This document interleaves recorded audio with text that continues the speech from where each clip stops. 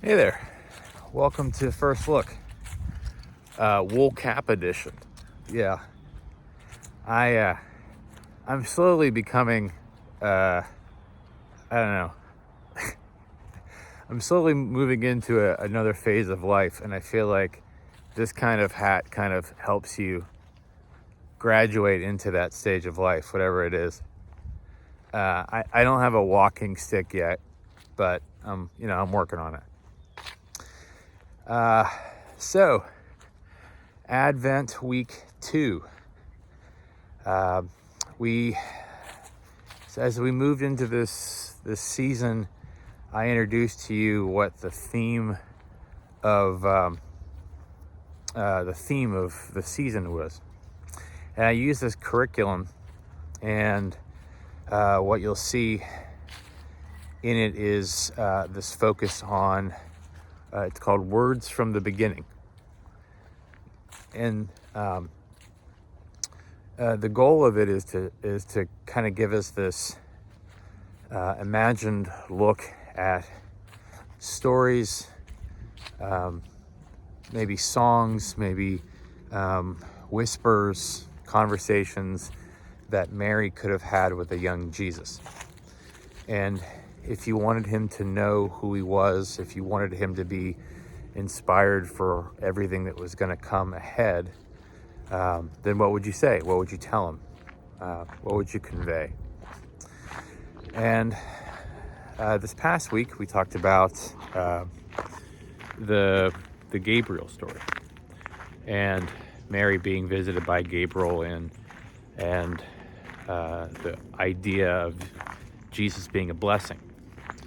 And that's an important thing to start with, at least for me, because you need as much strength and confidence and reassurance as you can get whenever you start something. And I think that that's one of the things that we see from Mary in that story, is her being encouraged, her being reminded that she's a blessing, and then trying to pass that along to Jesus. Sorry, I'm walking along here in the woods and I'm seeing blue jays and cardinals together, which feels a little bit like I'm in like some kind of, just like Snow White's gonna come out and start singing a song. Anyway, so this week is another story, and this one's more of strength and endurance and togetherness. And so the story is from Ruth chapter 1, and it's a story that we know well. And this week, last week it was You're a Blessing. This week is We Can't Do It Alone. So in the story, and this is from chapter 1, and it's focused on the last half of the chapter. I would recommend just going ahead and just reading the whole chapter, and I'll give you a prompt in a second.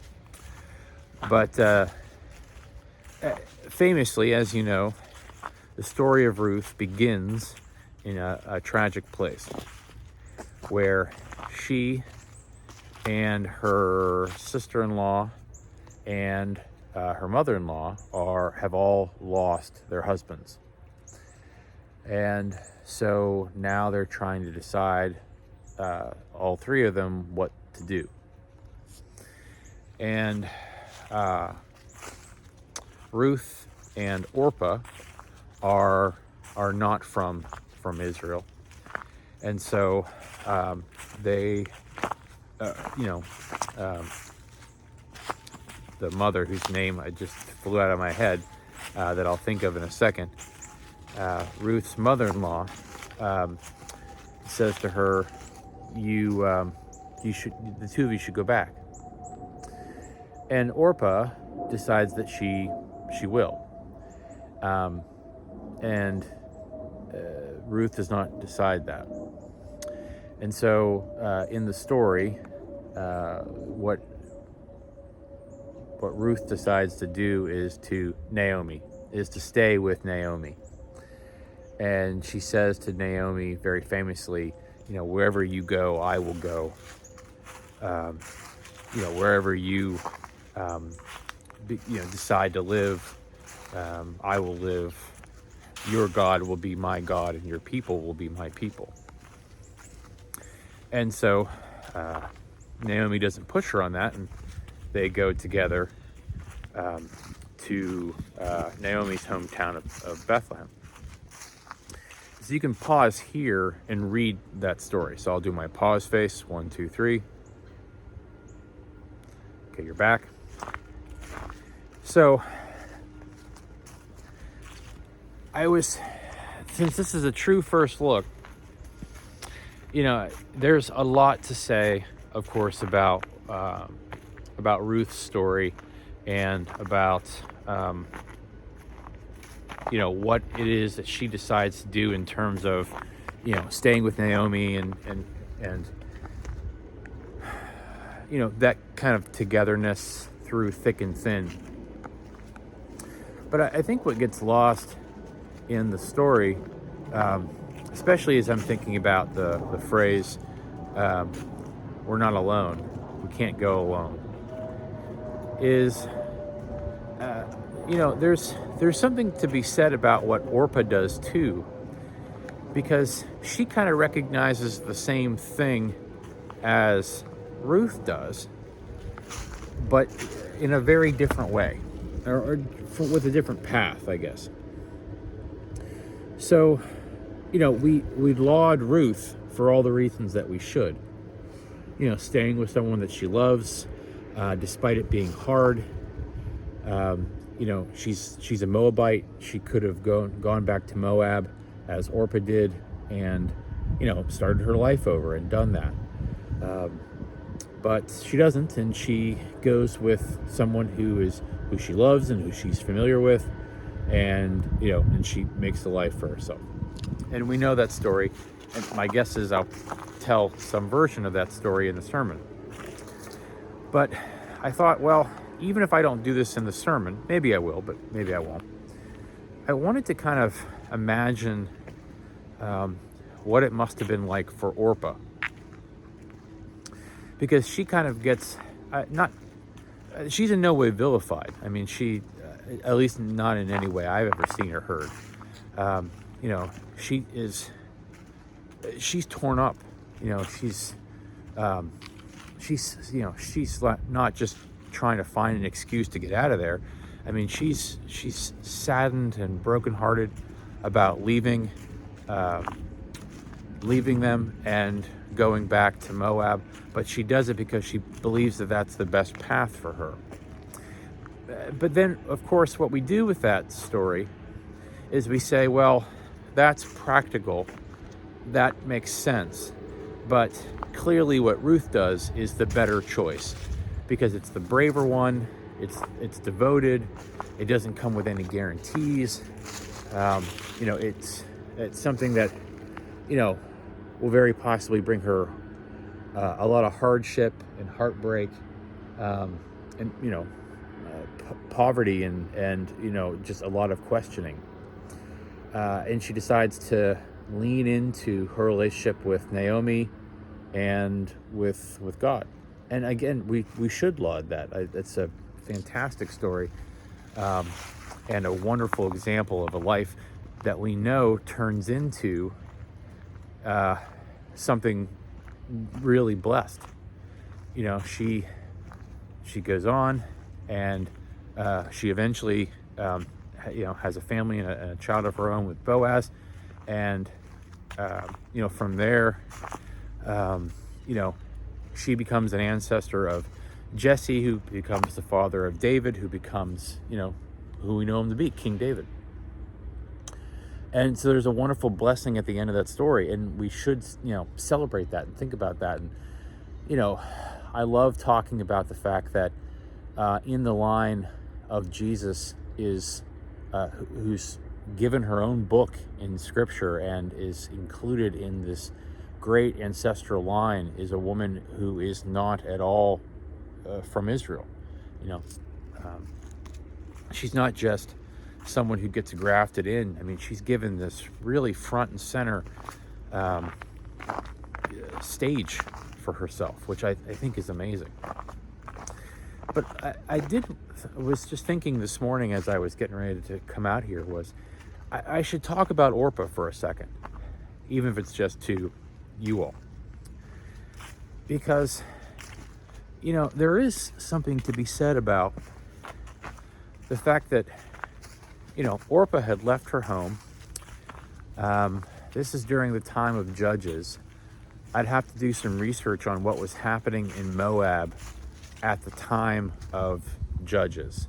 Now, the time of Judges is, it's not like 10 years. I mean, it's a couple hundred years. So I'd have to try to look at that in a broader sense. But, she's presumably going back to a place that she hasn't been, at least for a while.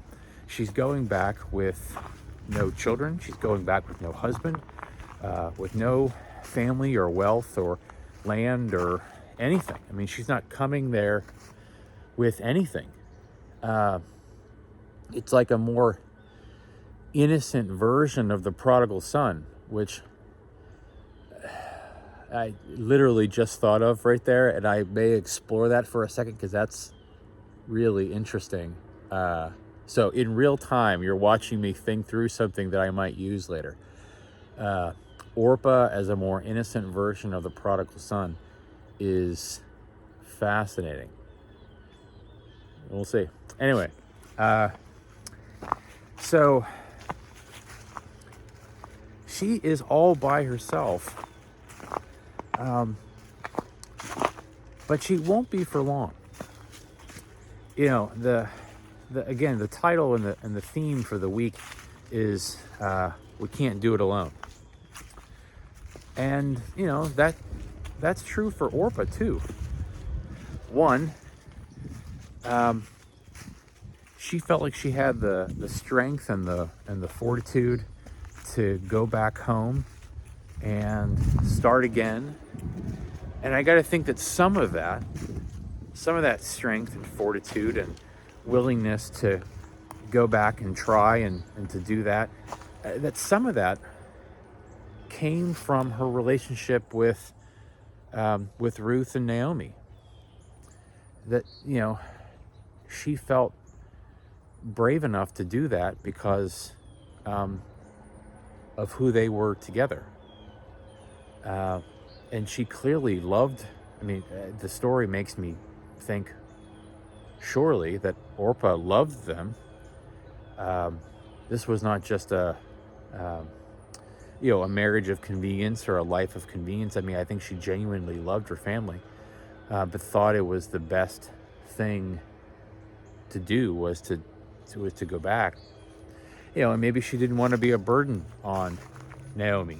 She would be, if Naomi found a way to survive in the town that she was going back to, Orpah would be another mouth to feed, and she would be a foreigner.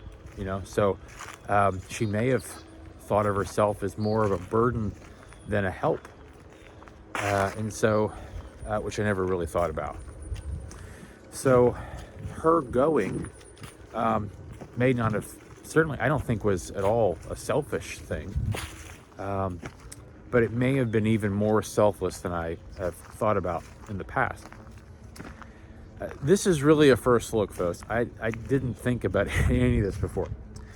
Anyway, so she goes back, and the reason that she goes back to Moab is because she assumes that her best chance of finding people that can care for her is at home. And so she's living as much by the mantra of Naomi knew that she couldn't do it alone, that she would have to go back home in order to have any kind of chance of survival. And that is exactly what Orpah does. Orpah does what Naomi is doing. Life had dealt her a pretty harsh hand, and the only thing she could do was start again. And so she goes back home knowing that she wouldn't be expected. No one was waiting for her. She wasn't calling ahead or anything. She was just going to show up on someone's door and say, I'm back. Life did not work out the way that I thought it would. There was hardship in the land. Here's what happened. I've lost everything. And now I'm hoping that I can begin again with all of you. And it's an amazingly difficult thing, because she is going and doing something that I think wouldn't have been easy for anyone. But I think it was especially even harder just given the time and circumstances in which it happens. We know that, first of all, a woman traveling by herself for any length of time was a dangerous thing. We know that,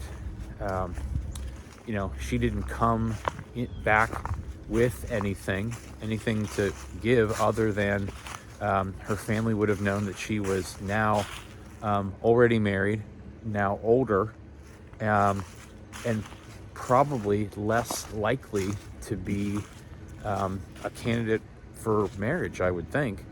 I wouldn't imagine that you would be a more eligible person in that culture, having already been married, than you would be if you had never been married.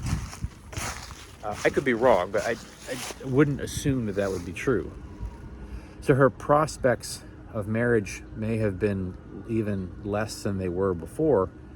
And oh, by the way, she's also carrying with her the grief of losing not only her family, the women she walked away from, but also her husband and her brother-in-law and father-in-law. These are, people that I assume she also loved. And they were gone. And, what gets lost in the story, I think, sometimes is we don't think about the grieving process that she's going through, which would have been intense, to lose all of those people in such a short amount of time, and the hopes and dreams that she thought that she was signing on for. I'm sure she imagined that she and her husband would have children together and would, build this life together. And all of that was gone. And so she has to go back and rely on the family that she knew after building this, or trying to build this other one, and start again. And there are lots of us, either you, who I'm talking to, or people that who have had to start again. Sometimes it's after a death, sometimes it's after a divorce, sometimes it's after a major job loss, or a major injury, or a major health issue. Life is going along in a certain way, and then something big, tragic, or just huge happens. It may not have to be tragic, but just something in life changes everything that you know and care about, and you have to kind of reimagine what life is now and start over. And we don't do that by ourselves. Maybe you take a path like Ruth, maybe you take a path like Orpah, or maybe someone in your life has. They moved back home for a while to kind of figure out the next step, or whatever the case is. Life is not linear. in terms of its progression and what we ended up having to do. You know, a loss, a death, an illness, like I said, a divorce, whatever it happens to be, completely changes the trajectory of things. Because we treat life like, well, you know, I'll graduate from high school and then I'll, you know, maybe go to college and then maybe I'll get a job and maybe I'll get married and then maybe I'll have children and maybe I'll, you know, we just think of it like that, like it's gonna all work out in some kind of line. Okay, now there's a deer and blue jays and robins. I really am in some kind of Snow White thing. Anyway, life doesn't work that way all the time. Society doesn't work that way all the time. You know, we think we're moving along and progressing in certain ways, only to take huge steps back.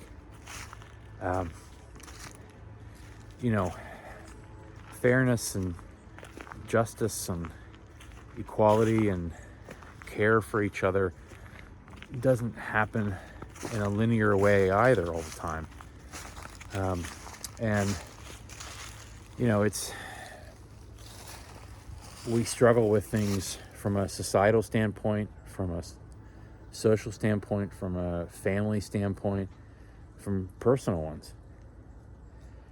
And I think that can be extraordinarily hard and discouraging and make you want to just give up, and maybe you do for a while. But if we're going to, you know, keep going, if we're going to do the next hard thing, it's going to be because we rely on other people. It's not going to just be by ourselves. And there's lots of things that I've had to do or initiate on my own, you know, to do something well or to do it better. But at the end of the day, it always came down to the support or the acceptance or the care, the encouragement of people around me. And for all of its faults or shortcomings, that's what I believe the church still is. You know, it's you know, there's lots of different examples I can give, but the reason why I think church can be one of those places that is such a unique part of our life is that it when it's good, we are able to admit where we fall short and do that together. You know, build those things up together. Show each other grace. Extend that grace to more and more people, and reimagine ourselves time and time again. You know, it's not about certainty, but about embracing you know, the doubts and the fears that come into play, and trying to embrace what faith can look like.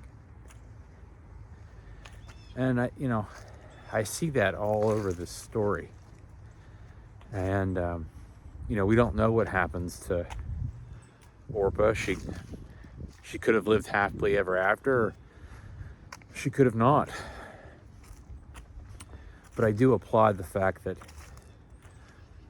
she took into consideration everything around her, and she tried to make a decision that she thought was faithful for herself, faithful to the women she was leaving, and she did so with, you know, bravery and integrity and care, which is all we can really ask of anybody. So anyway, those are my first thoughts of this story this time around. I'll let you know about that prodigal son thing.